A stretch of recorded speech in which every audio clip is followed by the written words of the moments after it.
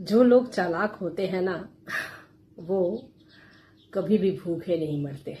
ये कहानी एक ऐसे इंसान की है जो रास्ते पे कहीं भटक गया और उसे रास्ता दिख नहीं रहा था।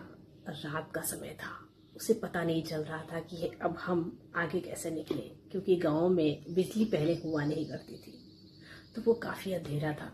बस कहीं से एक नजर आ रहा था कि कहीं बत्ती जल रही है और वो बस वहीं चलता गया। उसने देखा कि वहां एक झोपड़ी थी। झोपड़ी जैसे ही उसने खटखटाया, वहां एक बूढ़ी अम्मा रहती थी। बूढ़ी अम्मा के पास जैसे ही वो गया, बूढ़ी अम्मा से पूछा कि बूढ़ी अम्मा, मुझे बहुत जोरों से भूख लगी है। मैं चलता जा रहा हूँ लेकिन कहीं होटल दिख नहीं रही। मैं क्या खाऊं? आप मुझे मेरे लिए कुछ बना कर ले आओ, मैं खा लूँगा। बूढ़ी अम्मा ने कहा कि मेरे घर में तो कुछ भी नहीं, तो मैं खाना तुम्हें कैसे खिलाऊं? बूढ़ी अम्मा बहुत ही होशियार थी। वो सोची, फ्री में मैं इसे खाना खिला दूं? आखिर वो कैसे? वो आदमी उससे भी ज्यादा चतुर था। अब उसने सोचा कि कुछ नई तरकीब लगानी होगी। उसने कहा, बूढ़ी अम्मा, मैं कुल्हाड़ी का हलवा बहुत ही अच्छा बनाता हूँ।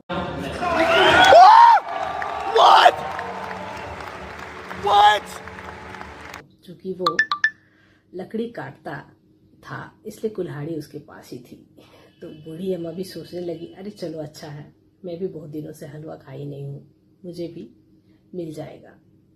उसने कहा, बूढ़ी अम्मा चूल्हा दिखाइए और कढ़ाई लाइए, मैं अभी कढ़ाई का हलवा बनाता हूँ। उसने कहा ठीक है। उसने कढ़ाई दी। बूढ़ी अम्मा घी दीजिए। उसने घी दी। बूढ़ी अम्मा, अब इसे सूजी दीजिए। उसने सूजी दिया। अब बूढ़ी अम्मा, अब तो ये भुन गए हैं, अब इसमें चीनी डालो। बूढ़ी अम्मा ने चीनी डाला।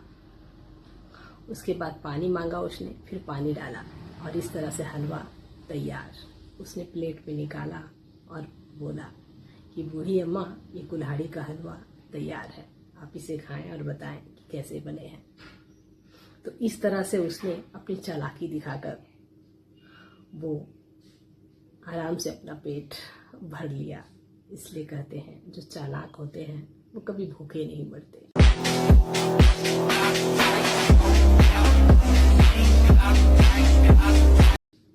आप भी चालाकियां सीखिए। चालाकियां बहुत जरूरी है लाइफ में। आपको मेरी कहानी कैसी लगी? सब्सक्राइब करना ना भूलें, कमेंट जरूर करें।